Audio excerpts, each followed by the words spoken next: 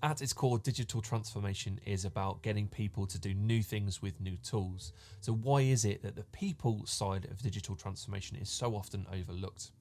If you're a cloud manager or practice leader, you need a plan to win buy-in from the people involved or affected and help guide them through the change curve. More on the change curve in a future video.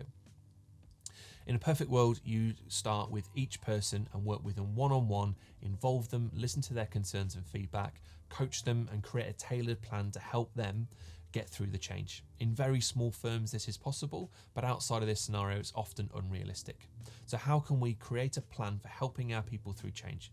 Well, here are 2 steps you can take away and start working on immediately. The first thing that we need to do is take stock of everyone who's affected or believes they're affected by your project.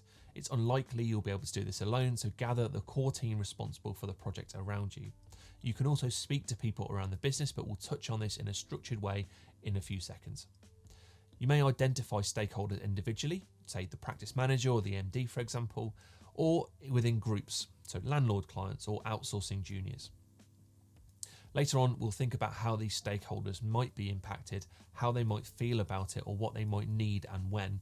And that's a little easier to consider for individual people than for groups of people. So for groups, we can create personas to address these points for individuals at an individual level, but still keep it within a group so it's manageable. But we'll look at personas in a future video.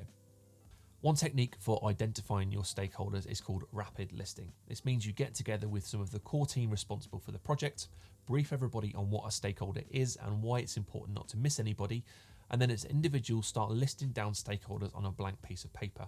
Give that 10 minutes or so, and then get everybody to pair up and compare their lists in their pair groups.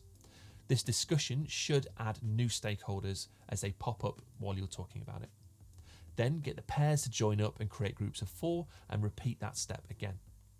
Now, depending on the size of your team, you might continue this for a few more iterations, or you may just get the whole group back together to share your joint lists. Discuss that as a group and then agree on your final list. Next, on a different day, you can start to get in touch with some of the key stakeholders that you've identified, either as key individuals or find some representatives from the groups that you've picked out. Discussions with them, just informally over coffee, may help you pick out some new stakeholders that you hadn't thought of in your first group. But the key is to get as many written down as possible. Anybody missing at this stage robs you of the ability to engage with them, create a plan to help them, and that means that you might risk losing out on valuable input, risk missing out on borrowing helpful influence for your project, or even failing to convince someone who later becomes a significant blocker or disruptor. Now, this growing list may start to feel a bit overwhelming at this point, and that's absolutely fine. We don't need to actively manage every stakeholder you've identified, but what we do want is the opportunity to make an informed decision about that. And the way that we can start making more informed decisions about our stakeholders is by prioritizing them. There are loads of different techniques and ways that you can do that, but one simple one is to create a 2x2 matrix. On one axis, we'll plot interest. So just how impacted is this person or this group by our project or the process that we're going to go through to get to the end point? How much do they actually care? On the other axis, we'll plot influence. How much power or influence does this person or this group have over the outcomes that we're trying to get to, the resources that we may need, or other stakeholders involved in the process? Now, it's really important to bear in mind that power and influence doesn't always map to the organisation's hierarchy.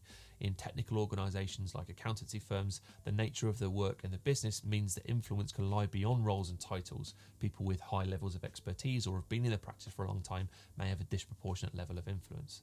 So it's important to be conscious of that and be realistic when you're considering the levels of influence on your stakeholder map. Your stakeholders should then land in one of 4 quadrants: influential observers, key players, spectators, and active players. Now, exactly what you do with each of these stakeholder groups will form the larger part of your change plan, but broadly speaking, you'll want to engage your key players very closely, keep your influential observers happy, keep your active players informed, and monitor your spectators. The reason we don't disregard spectators is that this map is just a snapshot in time. People will move around the matrix as their project progresses or even as their career progresses, so you want to frequently reevaluate where everybody sits. Similarly, stakeholders themselves will come and go along the length of the project, so it's also important to regularly update your list of stakeholders too. Now we've identified and prioritised our stakeholders, we can start to think about what the detailed plan is going to be for each of these stakeholder groups. And you can learn more about how to start approaching that in one of the videos that's on screen now.